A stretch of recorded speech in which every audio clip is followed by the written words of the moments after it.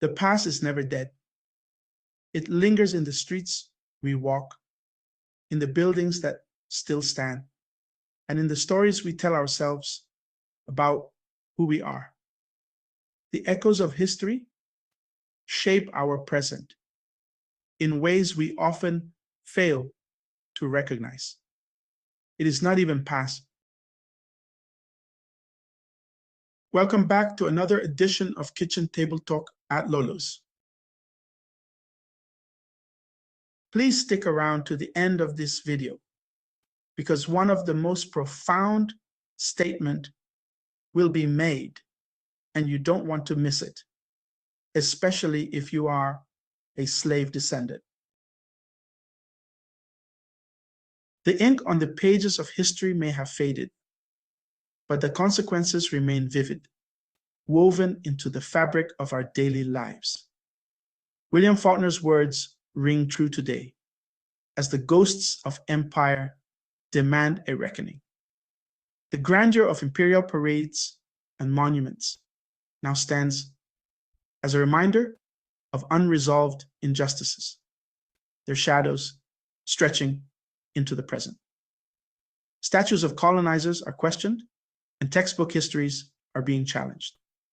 Across the world, communities are re-examining who deserves to be honored and whose stories have been silenced for too long.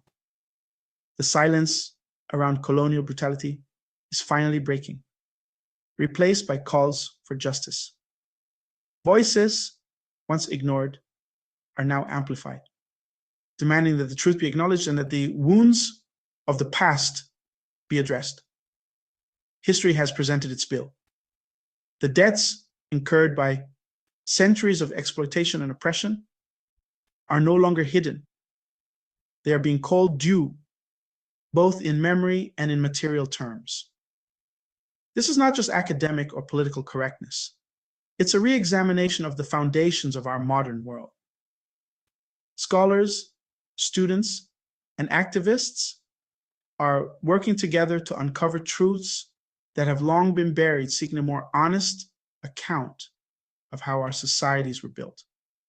The wealth of many Western nations was forged in the crucible of colonial exploitation. Resources, labor, and lives were extracted from colonized lands, fueling prosperity in the West while leaving devastation behind. The poverty and instability in the global South are direct legacies of a system built for extraction and subjugation.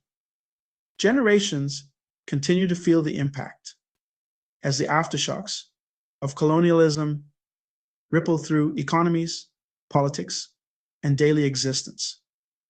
The conversation about reparations is a conversation about truth and acknowledging a debt that is both moral and material. It is about recognizing the cost of injustice and imagining a future where history's unsettled accounts are finally addressed, paving the way for genuine healing and equity. What was colonialism? It was a system that shaped the world for centuries, leaving deep scars that are still visible today. Colonialism was not just about the occupation of land. It was about the imposition of power, culture, and values by foreign rulers over indigenous populations. At its core, colonialism was a system of profound inequality and domination, where a small group of outsiders controlled the lives and destinies of millions. Colonized people were often stripped of their rights, dignity, and even their identities. Colonizers invaded, occupied, and controlled vast territories, not for the benefit of local people, but to enrich themselves. They claimed lands, resources, and even the labor of the people, often using force and intimidation. Wealth, resources, and labor were systematically extracted from colonized lands. Raw materials like cotton, spices, minerals, and precious metals were shipped to Europe, fueling the Industrial Revolution and making empires rich, while local economies were left impoverished. This exploitation was enforced by military power and justified by a belief in racial superiority. Colonizers claimed they were bringing civilization, but in reality, they imposed harsh rule and deep divisions. Colonizers imposed their own government, laws, and language, often erasing local traditions and cultures. Fertile lands were seized for plantations and settler farms, displacing indigenous communities and changing landscapes forever. Local industries were deliberately dismantled to eliminate competition, as seen when Britain destroyed India's once thriving textile industry. Skilled artisans lost their livelihoods, and entire communities were plunged into poverty. This was not fair competition. It was economic sabotage on a national scale, designed to keep colonies dependent and powerless, while the colonizers grew ever wealthier and more powerful.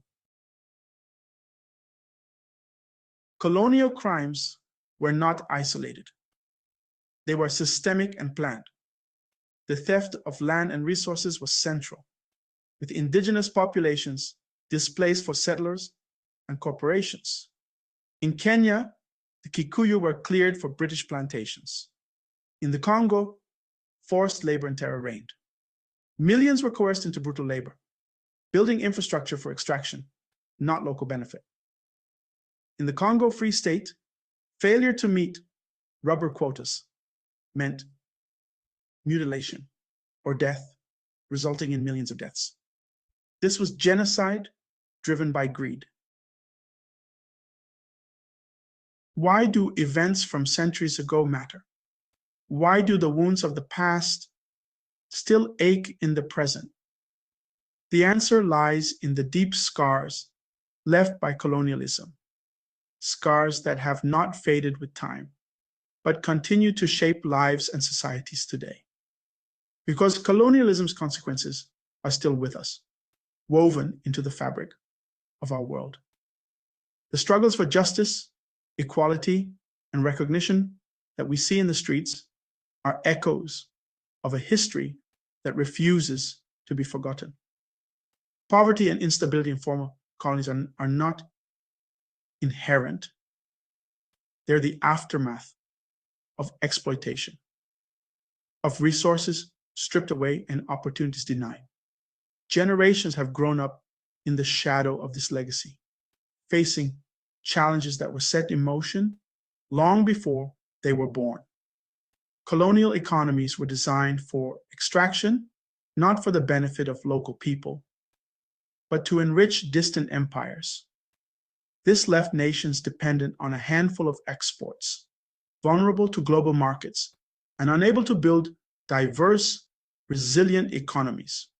Arbitrary borders drawn by colonizers, often with little regard for the people living there, fueled ongoing conflict and instability. These lines split communities, forced rivals together, and planted seeds of discord that still grow today. These divisions have led to civil wars and ethnic strife, especially in Africa and the Middle East, where the legacy of colonial rule is written in the stories of refugees, lost homes, and fractured nations. Today's conflicts are often the bitter fruit of colonial seeds, growing in soil that was tilled by foreign hands. The pain and anger we witness are not just about the present. They're about centuries of injustice. Ignoring this history is ignoring the hand that dealt the cards. To understand our world and to heal old wounds, we must confront the past and recognize how deeply it shapes the present. The call for reparations is not new, but it's gained momentum in the 21st century. Governments and grassroots movements alike are demanding justice for historical wrongs. CARICOM, a bloc of 15 Caribbean nations, has a 10-point plan for reparatory justice. They seek more than money. They want holistic solutions for health, education, and social repair. Activist groups connect reparations to the broader fight for racial justice worldwide. Their efforts keep the issue on the global agenda. The Caribbean's case for reparations is among the most organized and compelling. The region's social and economic challenges are direct results of slavery and colonialism. CARICOM's 10-point plan calls for formal apologies and targeted investments in health and education. It's not just about money, it's a roadmap for repairing specific, lasting damage. Acknowledgement is the first step toward reconciliation. The plan aims to address the legacies of malnutrition, denied education, and underdevelopment.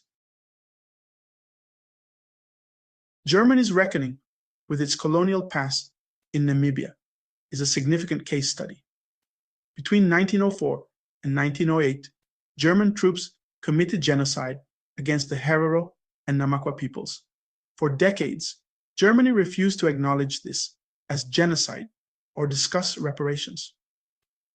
After years of pressure, Germany officially recognized the atrocities in 2021 and issued a formal apology. This acknowledgement was a landmark moment, breaking decades of silence. It marked a crucial step in confronting colonial crimes. The case for reparations is a moral argument about righting historic wrongs. Western wealth is not just luck or merit, it's built on exploitation. Cities like Liverpool and nations like Belgium prospered from the slave trade and colonial plunder. The issue isn't personal guilt, but inherited benefit and responsibility. Today's generations enjoy the fruits of past injustices. Just as wealth is inherited, so are the obligations tied to its origins. Reparations mean acknowledging unjust enrichment. It's about addressing the moral debt owed. Reparations are about the future, not punishing the present for the past. For former colonies, reparations offer a chance to address structural disadvantages and invest in their futures. It's an opportunity to build self-sufficiency in education, healthcare, and infrastructure. Reparations are also a powerful affirmation, recognizing the suffering and value of colonized peoples. This validation is crucial for healing and building new confidence. It's a step toward equality on the global stage. The present administration of the United States of America and its president responded to this question. And I quote, "Mr. President, will there be reparation for African descent people in the United States during your term in office?" Trump's answer was no. With Africa raising and the amount of younger leaders entering into power, how long do you think this situation will stay the same? Drop your response in the comment below. I look forward to reading them and responding to them as well. This is Lolo for Kitchen Table Talk at Lolo's. See you in the next one.